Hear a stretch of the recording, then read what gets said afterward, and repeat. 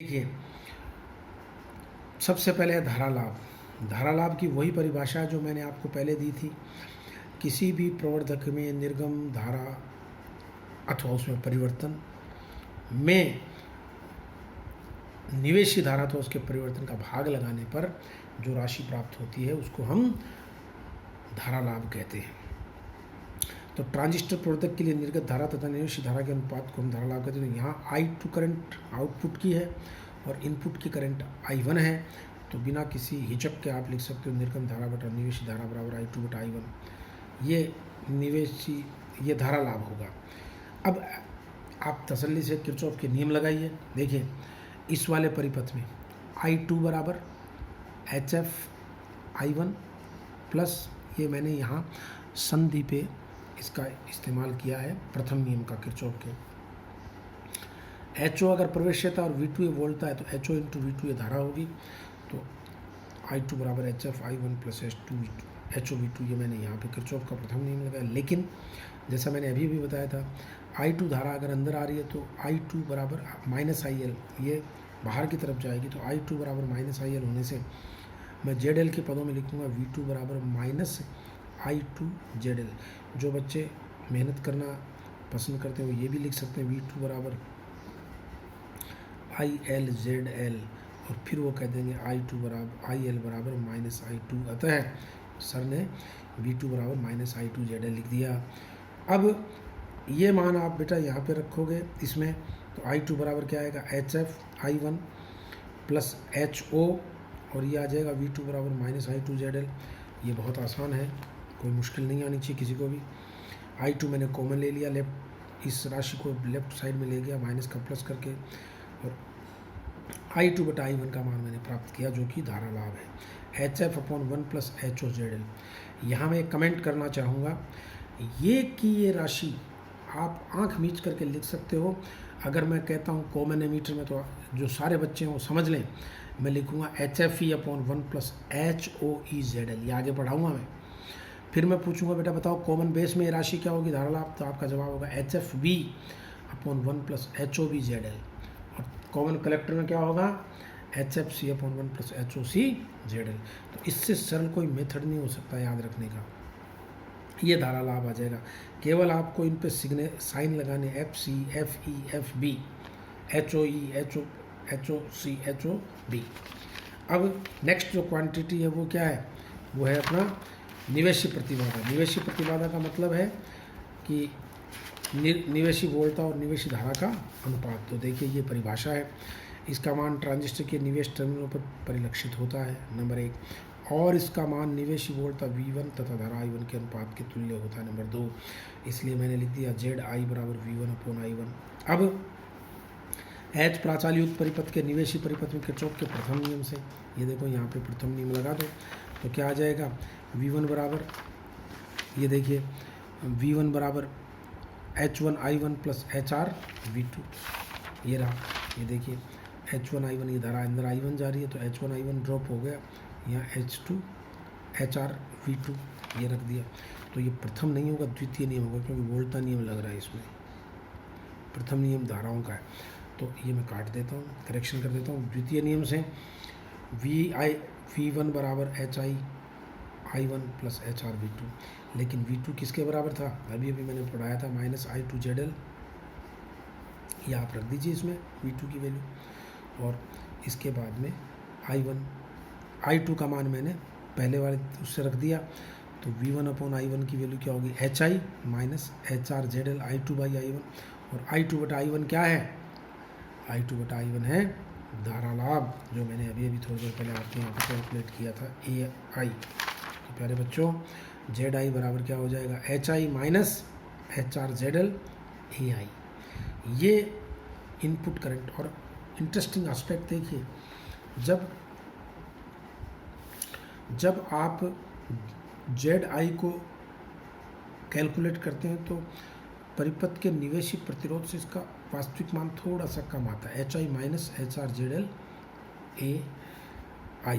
और अगर कोई आउटपुट को शॉर्ट कर दे उस वक्त इनपुट रेजिस्टेंस का मान HI के बराबर आ जाएगा ZL को 0 लेने पर।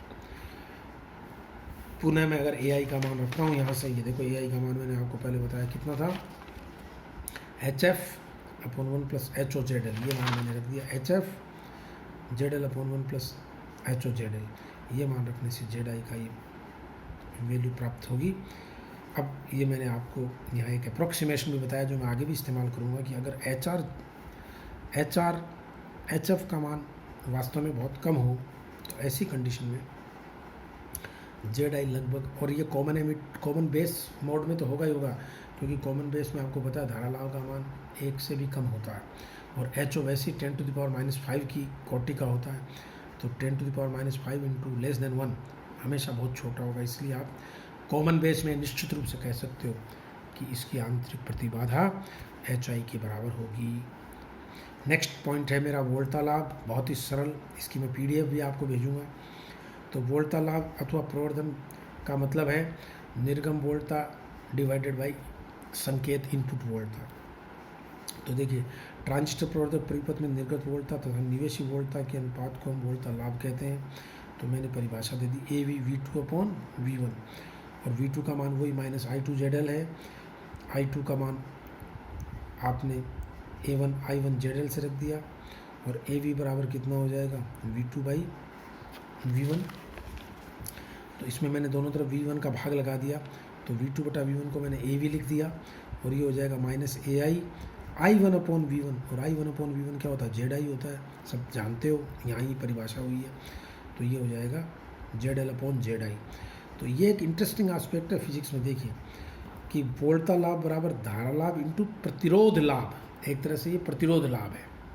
वोल्टा लाभ बराबर क्या है, धारा लाभ इंटू प्रतिरोध लाभ। तो ये आप भी लिख सकते हो। अब ZI का मान रख दीजिए, ZI का मान आपने वही रख दिया ऊपर जो था, ZL/HI माइनस ये वैल्यू रख दी, और इसको आप LCM ले लेंगे तो देखो 1 प्लस HOZL 1 प्लस HOZL से कैंसिल हो जाएगा, और हमारे पास ये राशि बचेगी। अब ये एक सारणिक का सरलीकृत रूप है, ये देखो ये सारणिक HI/HR HF/HO HI/HO minus HF/HO, तो इसको मैंने डेल्टा H से लिख दिया। तो ये मान वोल्टा लाभ का होता है -HF/ZL। नेगेटिव चिन्ह यहाँ पे क्या बताता है, शायद कई बच्चे तुम्हारे में से नहीं जानते, मैं बता दूँ। नेगेटिव चिन्ह बताता है कि जो संकेत वोल्टा है उसका व्युत्क्रम हो चुका है, यानी साइन वेव है तो माइनस साइन वेव होगी, कोसाइन का है तो माइनस कोसाइन, यानी जैसे इनपुट अगर ये है तो आउटपुट जो होगा वो इस तरह से आएगा। इसको फेज चेंज बोलते हैं। देखिए यानी there is a phase reversal, पाइक का कलांतर उत्पन्न हो गया इनपुट और कई बच्चों को सामान्य ज्ञान के लिए मैं बता दूं कि ट्रांजिस्टर को जब आप कॉमन एमीटर मोड में इस्तेमाल करते हो तो वो फेज रिवर्सल पक्का करता है, और इसी गुण का उपयोग उसका नॉट गेट बनाने में काम में आता है। नॉट गेट में आपको मालूम है कि 1 का 0 होता है और 0 का 1 होता है संकेत वोल्टा, तो ये काम ट्रांजिस्टर के वोल्टेज एम्पलीफिकेशन में प्राप्त होता है। यदि डेल्टा एच ZL का मान HI की तुलना में बहुत कम हो अगर, तो आप इसको लगभग वही फॉर्मूला आ जाएगा -HF/ZL/HI, जो कि प्रतिबाधा लाभ हो जाएगा। फिर मैं निकालता हूँ निर्गम प्रतिबाधा। निर्गम प्रतिबाधा बहुत सरल है। निर्गम प्रतिबाधा को समझने के लिए थोड़ा सा समझिए कि जब स्रोत वोल्टा VS को 0 लेकर लोड प्रतिबाधा ZL को वोल्टा जनित्र VL से प्रतिस्थापित कर V2 से प्रतिस्थापित करते हैं, तब V2 तथा धारा I2 का अनुपात निर्गम प्रतिबाधा कहलाता है। तो देखिए इसमें अगर मैं यहाँ पर इसको VS को हटा दूँ, केवल उसकी आंतरिक प्रतिबाधा से निरूपित करूँ, तब क्या होगा, तब ये सर्किट में ये ZO बराबर V2/I2 हो जाएगी। I2 का मान रख दीजिए।